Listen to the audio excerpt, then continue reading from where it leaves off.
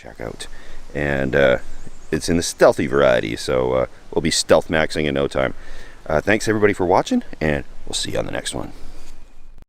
A rented U-Haul van held Steve Wallis in the freezing 35 below zero parking lot of the Edmonton International Airport. He was quietly setting up a cot inside the empty cargo bay, hanging magnetic thermal blankets, and preparing to cook dinner on a small butane stove, all while actively dodging the sweeping flashlights of airport security. He was not stranded, and he was not homeless. He was executing a flawless heist where the only stolen commodity was a peaceful night of sleep. For most people, the outdoors is an escape to pristine, untouched nature, a highly curated experience involving expensive gear, booked campsites, and breathtaking vistas. But for the millions of people who tune in to a YouTube channel called Camping with Steve, the outdoors looks drastically different. It looks like the dirt patch behind a highway billboard, the inside of an abandoned municipal water pipe, or the cramped cargo bed of a commercial dump truck left on the side of a road. Steve Wallis has built an empire by redefining the parameters of wilderness. He has taken the hyper-masculine, adrenaline-fueled survivalist genre, the kind dominated by extreme physical endurance and conquest, and turned it entirely on its head. Instead of conquering nature, Steve Wallis simply hunkers down in it. Over the past decade, this former heating technician from Alberta has become one of the most unlikely digital phenomenons on the internet. He cultivated a multi-million subscriber platform entirely by avoiding the high-anxiety tropes of outdoor programming. His content is built on radical accessibility, blue-collar pragmatism, and a soothing, unpretentious demeanor that has earned him the title of the Bob Ross of stealth camping. But behind the gentle humor, the affordable gear, and the quiet nights spent hiding from security patrols lies a deeply complex narrative of survival. His story is one of profound economic vulnerability, the intricate mechanics of creator economics, and an unimaginable crucible of grief playing out in real time before a fiercely loyal global audience. To understand the Steve Wallis phenomenon is to understand a modern evolution of human resilience. The foundation of Steve's unconventional approach to the outdoors was not forged in recreational camping trips, but in absolute necessity. Born Stephen Wallis in September 1981, he grew up in the Pacific Northwest, a region steeped in expansive wilderness and outdoor culture. But the pristine forests of British Columbia were not initially his playground. By his late 20s, Steve was caught in the grinding gears of traditional corporate labor. The pursuit of climbing the conventional socioeconomic ladder took a severe psychological toll. The pressure mounted until it broke him away from the standard trajectory entirely. In 2011, seeking a drastic reprieve, he abruptly quit his job, purchased a recreational vehicle, and drove out to the Pacific coast. For the next several years, Steve lived entirely within his RV, anchoring himself around Victoria, British Columbia. This was not the sanitized, highly curated van life aesthetic that dominates social media today. This was an era of strict financial necessity. Steve engaged in what he calls boondocking, camping entirely off the municipal grid without access to standard amenities like running water, electrical hookups, or sewage systems. He parked in commercial lots, navigated remote logging roads, and developed a low-cost, highly pragmatic approach to daily living. He spent years mastering the immense logistical complexities of urban survival.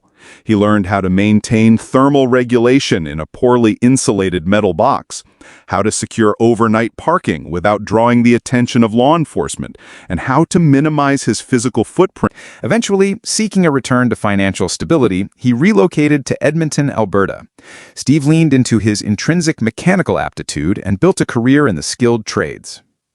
He trained as a furnace repairman and heating, ventilation, and air conditioning specialist, eventually founding his own gas and heating service enterprise called Hunker Down Heating. This technical background became the invisible scaffolding of his future success. The knowledge he acquired as an HVAC professional gave him an unparalleled understanding of thermodynamics.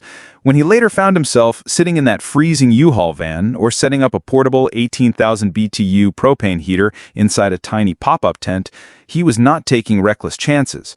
He approached these environments with calculated precision. He understood ventilation requirements, combustion safety, and atmospheric monitoring, routinely rigging his enclosures with professional-grade carbon monoxide detectors. He knew exactly how to manipulate thermal environments without crossing the line into lethal danger. Steve's entry into the digital media space was entirely serendipitous. He launched his YouTube channel in 2010, operating under the assumption that the platform was just a place for viral clips or trivial home videos.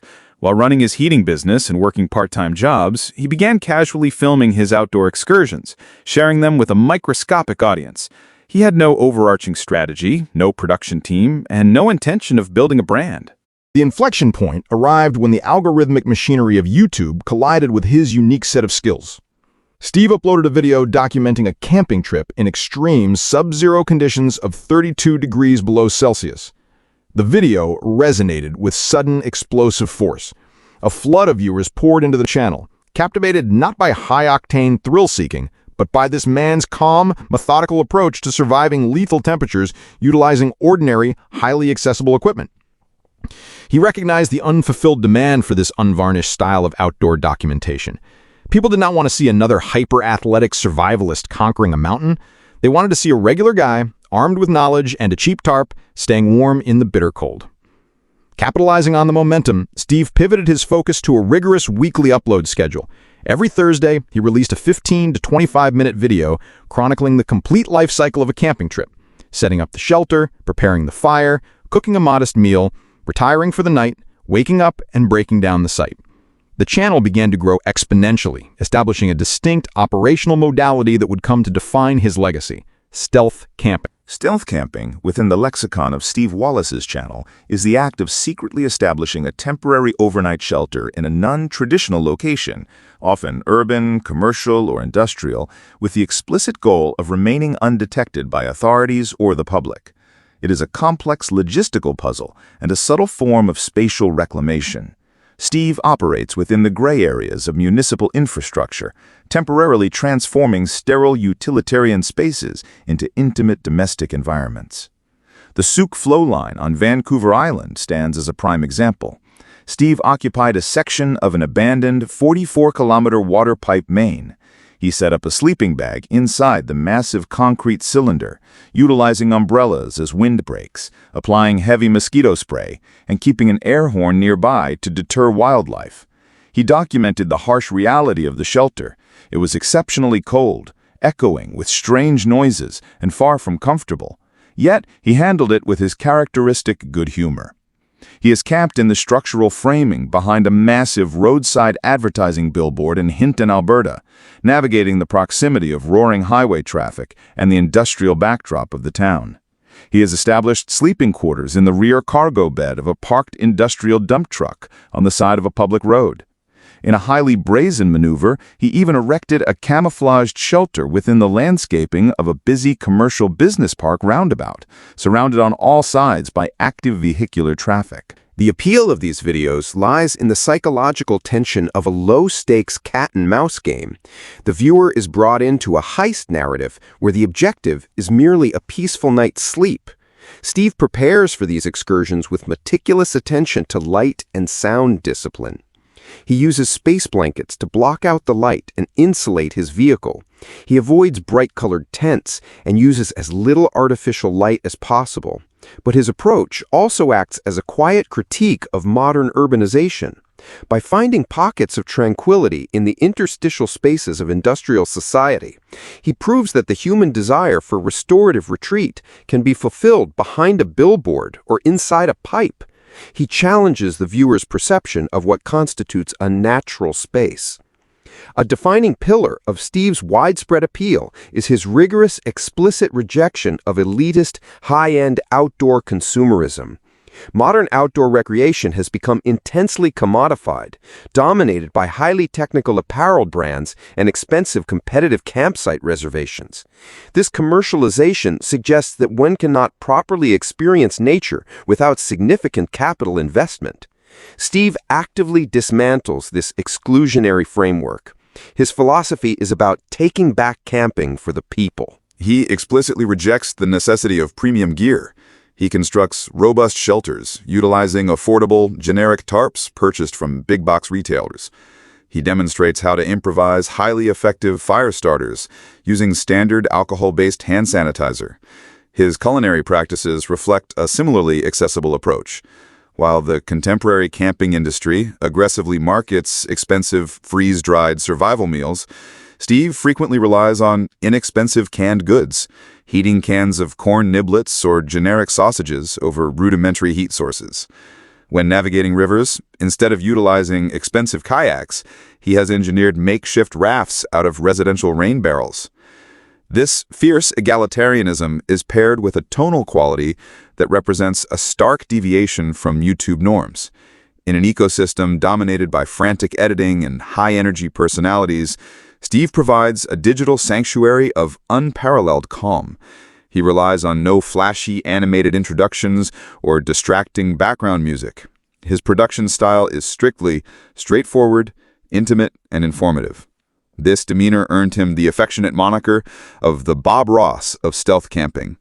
He views potential mistakes not as failures, but as expected variables. Whether encountering local wildlife, adverse weather, or approaching security guards, he navigates the situation with unflappable good humor.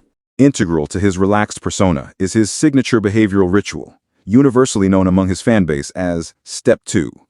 His fundamental camping philosophy is structured as a two-part directive.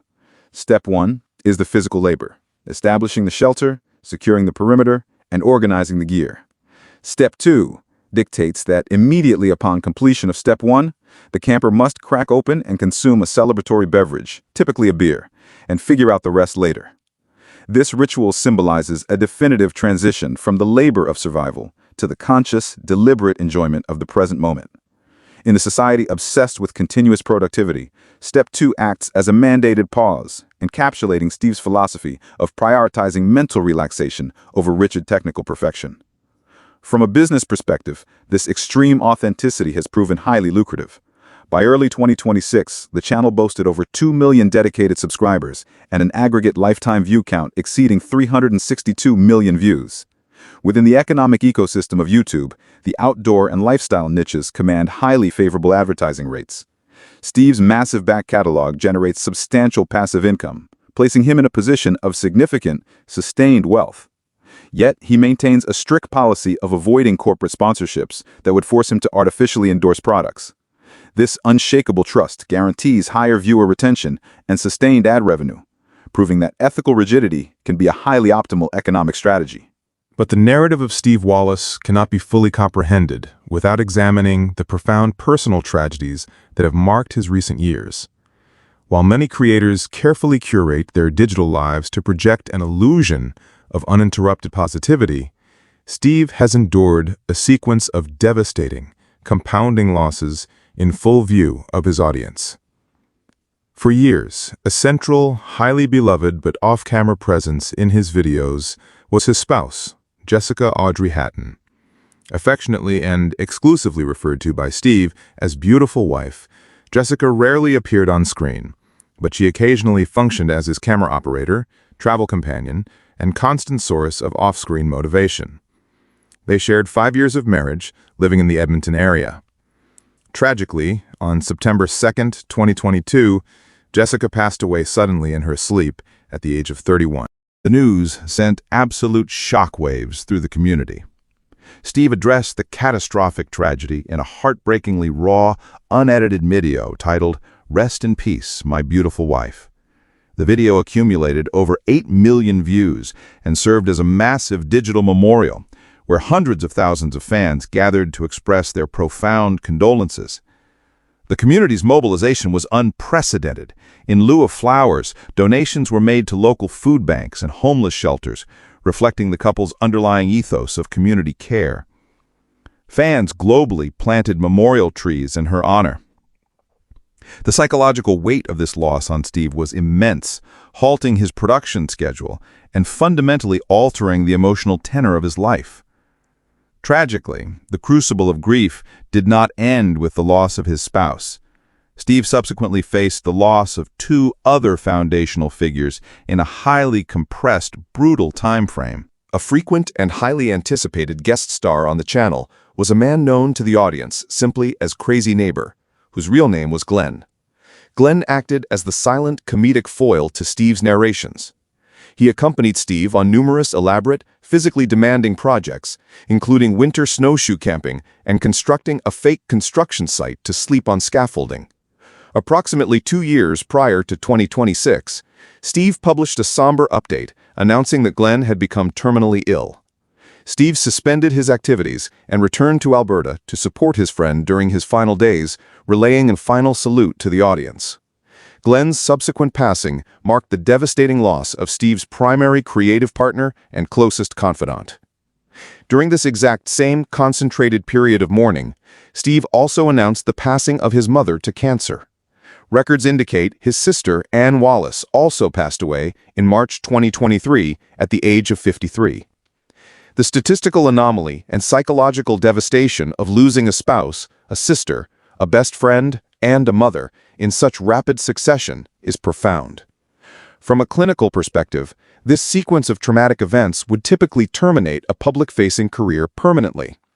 The digital media ecosystem requires consistent emotional energy and external projection. Observers openly marveled at Steve's psychological endurance, noting that most individuals would have permanently disconnected from the internet under similar circumstances. Instead, the dynamic between Steve and his audience fundamentally transformed. His viewer base shifted from passive consumers of entertainment into a deeply empathetic, mobilized support network. The channel that once documented off-grid survival now became a symbol of emotional endurance. Viewers shared how Steve's content had helped them through their own hardest moments: anxiety, divorce, depression. His capacity to maintain a gentle, optimistic demeanor through staggering tragedy elevated him from a mere internet entertainer to a figure of genuine inspiration. He demonstrated what it looks like to quietly survive the unimaginable. After taking necessary periods of hiatus to process his grief, Steve slowly reintegrated into his digital routine, leaning heavily on the therapeutic nature of the outdoors. In early 2025, he posted an update introducing the audience to his new partner, Lindsay. He explained they had been quietly seeing each other for the past year, and he felt ready to share his joy with the community that had supported him through his darkest periods. The audience overwhelmingly embraced Lindsay. By late 2025, observant fans noted wedding bands, confirming the couple had privately married. By early 2026, Steve recognized he was approaching a critical threshold regarding the physical and creative sustainability of his core content model. He posted a pivotal update announcing the end of an era. The original drive around and find a spot stealth camping model had effectively run its course. He had exhausted the geographic novelty of his surrounding areas. Having already camped in roundabouts, U-hauls, dump trucks, and abandoned infrastructure, finding safe and novel locations had become untenable. More importantly, he refused to upload content that felt forced just to hit a schedule. Instead of abandoning the channel, Steve revealed a major strategic pivot. He announced his transition to a homesteading or base camp model. This new infrastructure would allow him to build, engineer, and film new ideas without the exhausting logistical overhead of avoiding urban security patrols. The community reaction was overwhelmingly supportive. The audience remains deeply invested in the man himself, regardless of the GPS coordinates of his campsite. Steve Wallis represents a highly irregular anomaly in the modern digital economy. He achieved global recognition not by aspiring to luxury, but by fiercely celebrating the mundane and the accessible. He built an unbreakable bond with millions by prioritizing viewer trust over immediate monetization. Through unimaginable loss, He transformed his platform into a real-time documentary of grief, endurance, and healing. As he navigates this new chapter, leaving behind the highway medians for a stable base camp, his legacy is secure. He has proven that the wilderness is not a VIP club for the wealthy, but a universal sanctuary best enjoyed